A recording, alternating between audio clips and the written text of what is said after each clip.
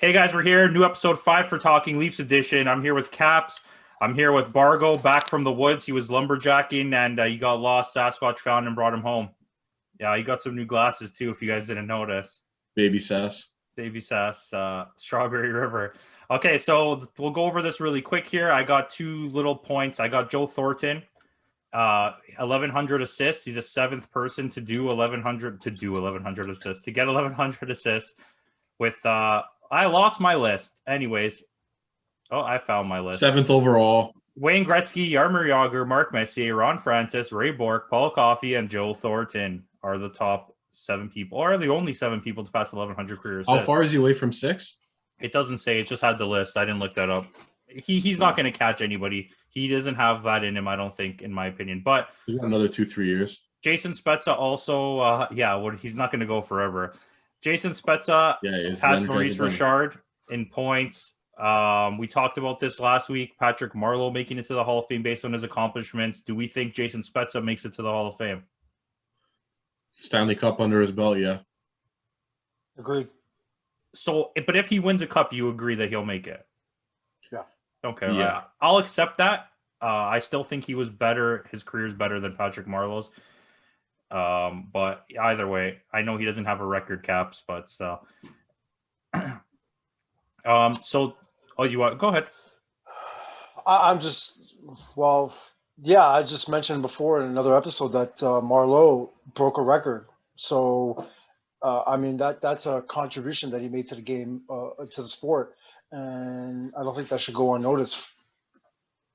So prior, I just want to point out prior, and yes, I did check this time. All 3 of us agreed that Marleau shouldn't make the Hall of Fame before he got this record. So, just playing for a long time apparently makes you get to the Hall of Fame. He's going to get it, and I think Spezza deserves it, maybe. A cup for sure. So does he deserve it, or maybe? Career-wise, he deserves it more than Patrick Marleau does. Patrick Marleau, his only accomplishment is that he played for a really long time. And Gordie Howe could have stayed in the NHL and made an unpassable record. So what's Spezza's accomplishment? What is Spezza? I'm just asking you. Okay, he's had at least 4 seasons better than anything Marleau's ever done in his career. Are you just doing it because you're making a comparison to Marleau, or are you just your opinion is just based on? He's going by points. What are you talking about? His points. I'm talking about his career accomplishments in general, outside of that record. Okay. Yeah, but Spezza's. I would say that Marleau's had a successful run in San Jose. Successful missing a Stanley Cup, okay, but playoffs, making it. I agree. He had a period of his career where he was a very good player. I'm not taking that away. I just think Spezza was there, fell off, came back, fell off. He's going to make it based on only that record. And I agree with you. Spezza is probably only making it just based only if he wins the Stanley Cup. So it's fair. To me, I don't think either one of them, but I would take Spezza over Marleau if I was picking a player. Anyways, and he's having a great season too, eh? Oh, yeah. Timothy Liljegren dropped in the Hockey Writers standings from in the top 10. He made it to the top 10 players who have dropped the most in the prospect rankings. He went from 60 to past 100. I'm guessing it taps out at 100 because it didn't say that. But I know Caps has a feeling on Liljegren. I watched the game last night, and he did not look good. You know what I mean? Like, if I were going to compare him to Sandin, should he be in the big leagues with everybody else? No. And he has dropped off because he's had a lot of injuries, and I don't know. I don't believe the hype. Even when around draft time when he got drafted, he has not lived up to the hype that everybody says that he's good and stuff. Like, I just don't see it. Can I touch on that quick? I do actually agree with you, which is rare. I know it's not, but Sandin was Liljegren for us was like a high ranked prospect. Is when we drafted him, we expected a lot, but then as soon as we drafted Sandin, everyone was like, Sandin's already better. And I was like, forget about this guy. We have this guy now, type of thing. That's how I always felt about it. Can I go? Yeah. Okay. So roster depth. So for a forward coming in, we touched on Roberts a little bit. This is going to cater back to Lindgren and Sandin. What do we call him? Sandin. Roster depth. So like as a forward right now, after trade deadline, that spot's taken now. Zach Hyman's going to come, and either one of the veteran guys are going to take a seat, or you're going to have lose Brooks. And Brooks is Robertson's spot. It's I don't even know who the other guys are now. Brooks, Robertson, Engvall is basically that's their spot. So that's going to be gone. Yeah, for basically. Hyman, for sure. And you're going to have Hyman back. Now you're going to keep Thornton and let's say, well, definitely Simmons too, right? So those guys, now you lose their spot. A player coming back and forth from the downs to ups, and then you add a player like Foligno in the roster, where's your spot? Exactly, I agree. Like, you get to play here and there. And are you seeing quality? No. What you're seeing is his one opportunity to play in a limited minutes game. So this goes back to Lindgren now. They should have played them earlier in the season more and mix them in the lineup than throw them in here and there. Like I said before trade deadline, Sandin, when he wasn't playing in the roster, like they didn't play him for so long and we were talking about what's going on. He plays, he gets PP1. Like he's the catalyst on PP1. That's pretty intense. Lindgren comes in and he's limited minutes, third line, maybe plays on the PK, and morale-wise is how do you feel as a player, you know? I mean, I get what you're saying, but where did you even at the beginning of the year, he was not playing. He was not going to slot in that lineup. No, but you rest the guy. Like you balance him in here and there. But you had other players at that point. You're not going to... Like when you face a team like Ottawa, don't run Hall. Let Hall sit back and play one of those guys. At this point, going further, I believe that. Riley, Muzzin, like with his injury, Muzzin could have sat a little longer. You didn't need him to jump back in the lineup. We had players to play. You're probably going to see Lilgren a lot going forward. Yeah, the rest of the year, you'll probably see them and have the other guys rotate down. But at the beginning, it's something they should look at too as like a load management. I don't like that, but it'll help. Like a guy like Muzzin, for example, who broke his jaw, I think it was, came back like a week later or something. You know what? Take an extra week off, and we'll run these guys and we'll rotate them. Caps knows all about giving rest to players. I'm not a fan of it. I'm not a fan of it, but like if he's injured and he has a broken jaw, you're gonna have that guy come back with a full bucket on and not play at 100%. And have that fear, right? My thing is this: like, give him the opportunities. He got an opportunity. He played a few times last year, but to me, if I were going to make the comparison from Sandin and Liljegren and their progress to this point, remember, Liljegren was drafted higher than Sandin. Sandin worked hard to get to where he's at right now. What does that tell you about his work ethic in comparison to Liljegren? To me, straight up, I see similarities between Liljegren and Nylander and their work ethic. And to me, that's saying something about his work ethic to this point because I'm pretty sure he wants to play for the Leafs. But if he's not going to put in the effort, he's not going to get the opportunities, and to me, it's just I don't think it's working out for him. Much more. I feel like Nylander's running every game at like 70%, and he has 100% that he can put in, like his skating ability and stuff like that. If he focuses in on his key attributes, he can be a more dangerous player. But like you're saying about I think we missed the opportunity with Liljegren at trade deadline.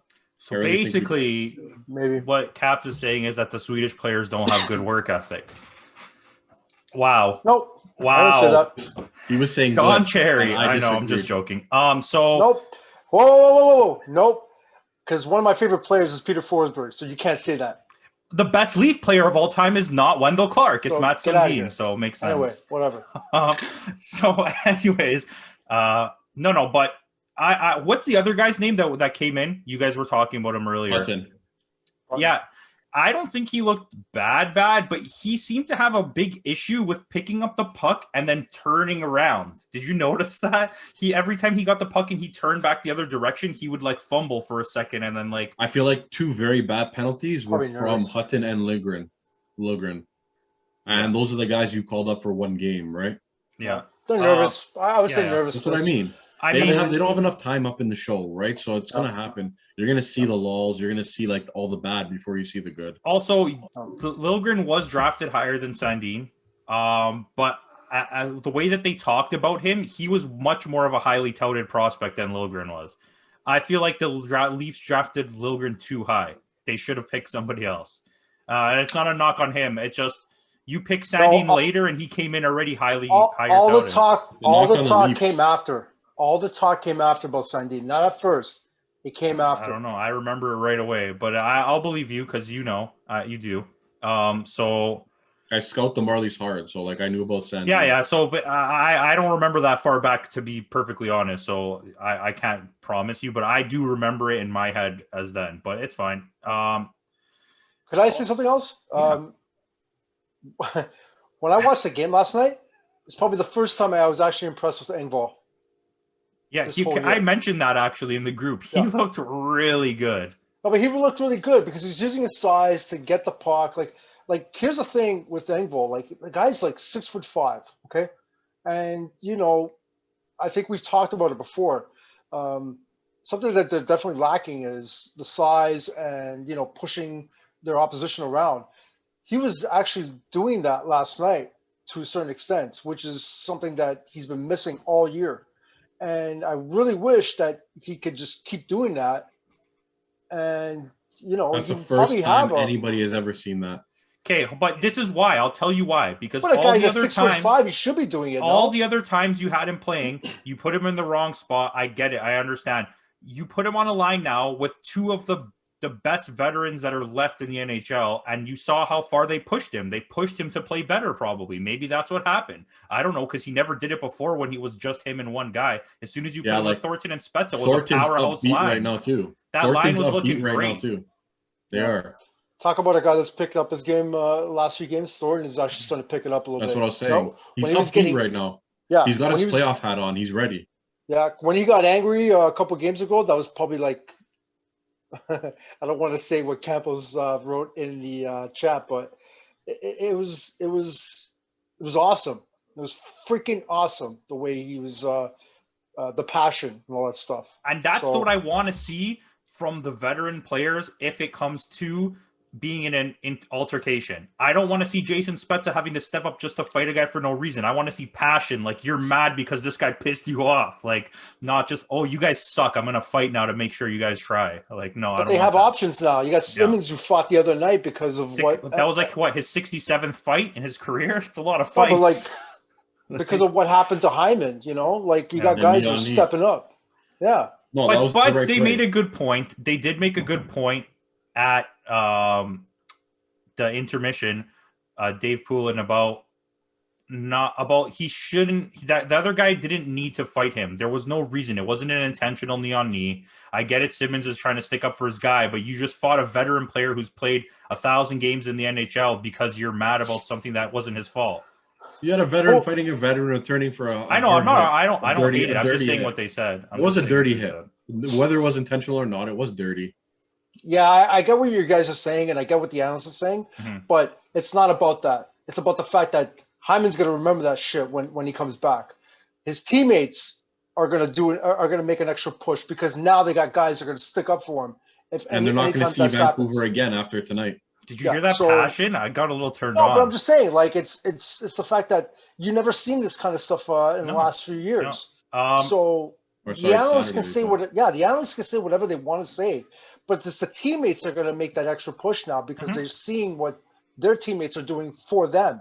So this is a thing I want to talk about while I have some time, and then Caps, you have some things, right? I got one thing. Yeah, go for it. Okay, there's a lot of talk about after this season, how does Zach Hyman fit into the team? Do they try to move Zach Hyman? Do they extend Zach Hyman? He's going to want money.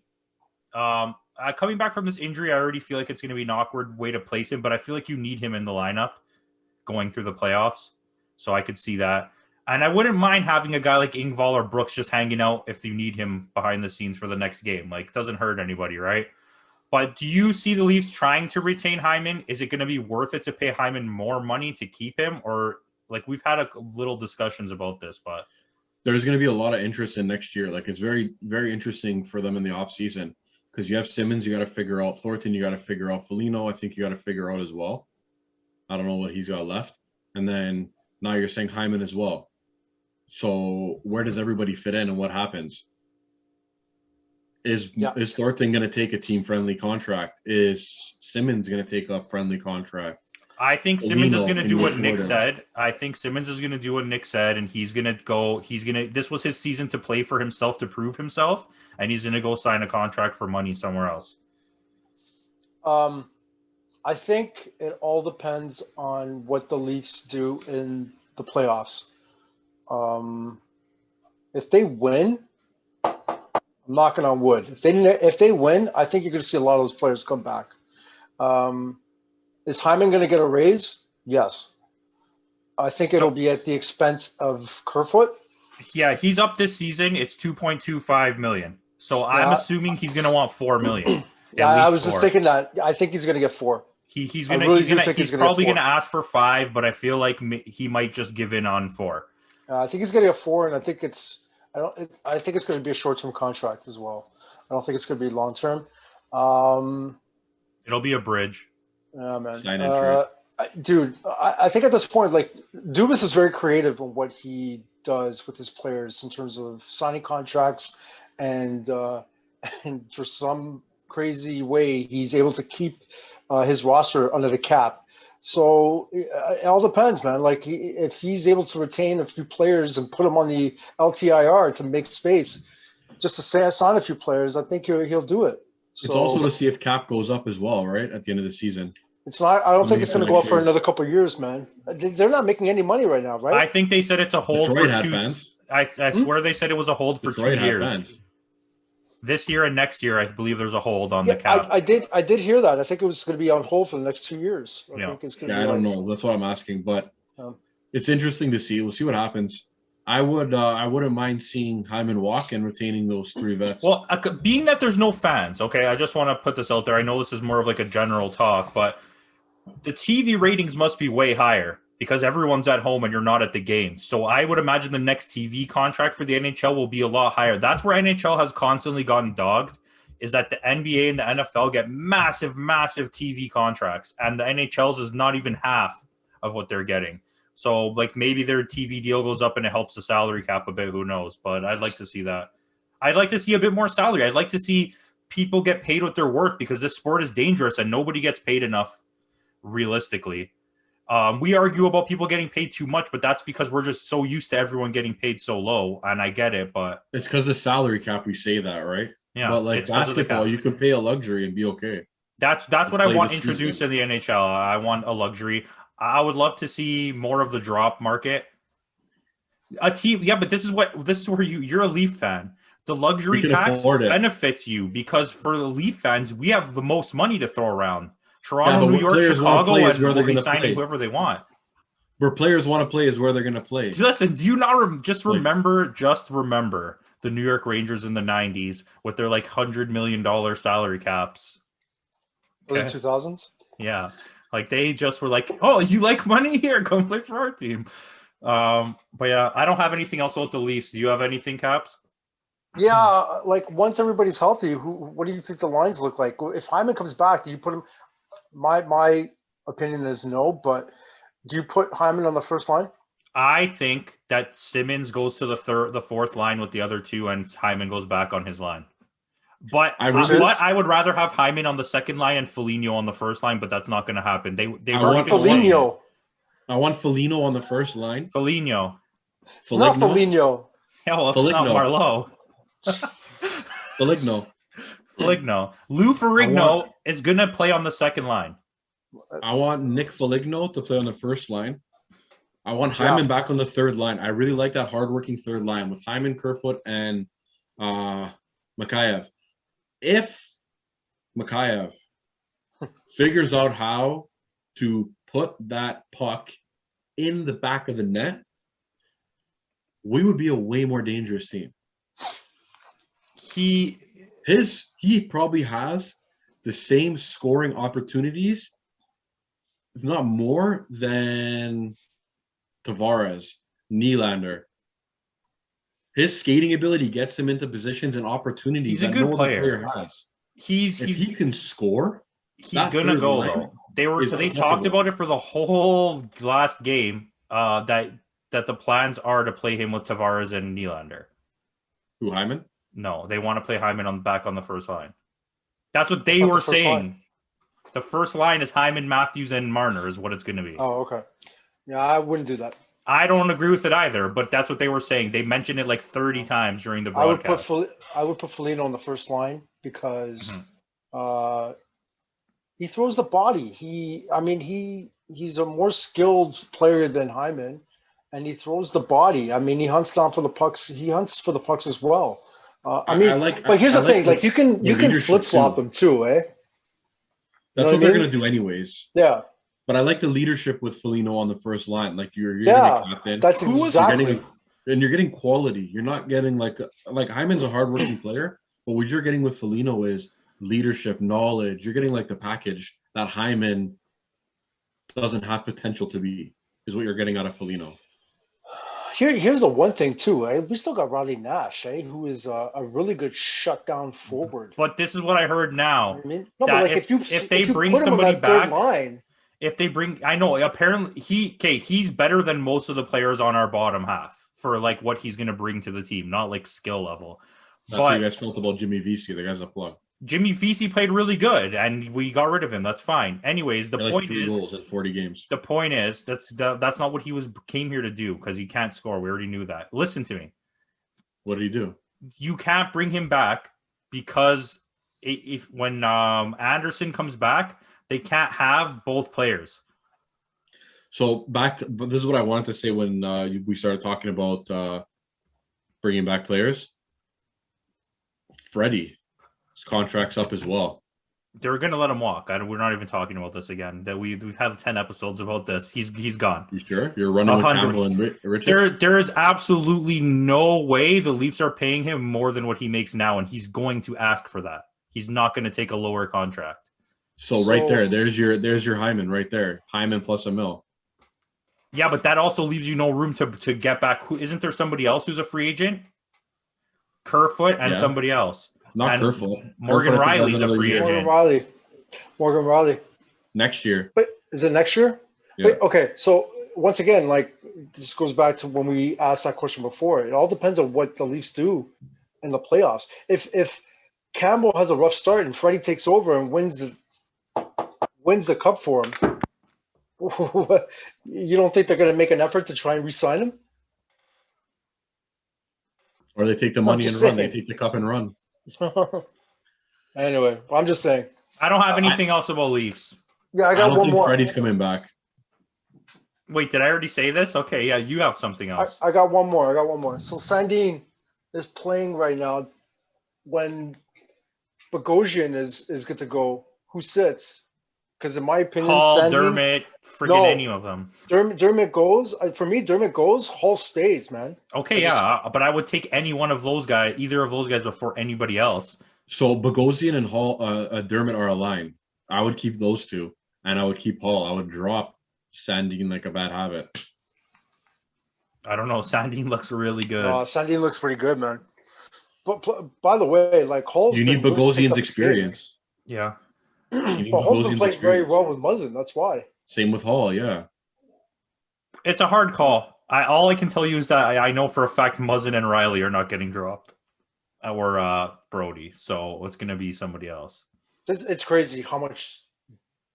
That's what I mean. As a defenseman, it's like it's kind of like if you're in the bottom, if you're like on the 8th or 7th spot, it's very discouraging to like look at this lineup and be like, I'm never going to play. No. I'm not going to get postseason experience. No, it's crazy. I still would have played Lennon if he was still here. But it's crazy. I would have too. It's crazy that the Leafs are, but apparently that trade was part of the butter up to get everything else done. Sure.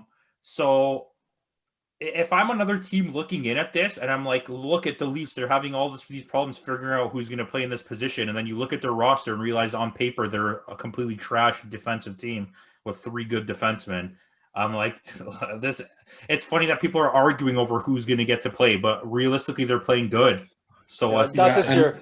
Not your this year. forwards They too. picked Your up. forwards too are solid. Like you have 4 or 5 all around forwards that are like in the top tier.